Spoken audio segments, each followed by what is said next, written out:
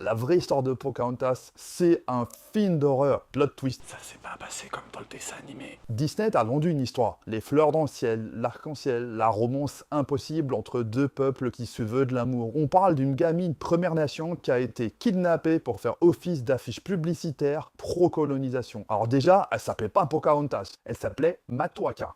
Pocahontas, c'est le surnom que Disney lui a donné, petit Orphelin-Spègle, et je te propose de retenir cette information. Son peuple s'appelait les Powhatan. Elle rencontre bien un certain John Smith, sauf qu'elle n'a pas 17 ans quand elle le rencontre, elle en a 10. Il en a 27. Alors je vous rassure, il n'y a pas eu d'histoire d'amour entre ces deux personnes dans la vraie vie.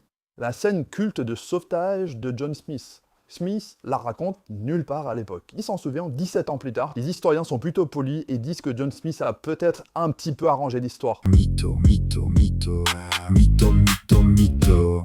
À 17 ans, est kidnappé par les colons anglais et emmené de force en Angleterre. Ils la convertissent de force au christianisme et la rebaptisent Rebecca. On la forcera à épouser un planteur de tabac anglais qui s'appelle John Raffle. Le but de cette opération, il est très sombre. En fait, c'était d'essayer de convaincre les investisseurs pro-colonisation qu'il était possible de civiliser les populations des Premières Nations. Elle arrive à retourner en Virginie. Suite au voyage, selon les historiens anglais, elle serait morte d'une pneumonie. Selon la tradition orale des Powhatan, elle serait morte empoisonnée. Tout ce que je viens de vous raconter, ça s'est passé avant ses 21 ans. L'histoire de Pocahontas Mataoka est un film d'horreur. Donnez-moi vos avis en commentaire, je vous répondrai. Bye guys.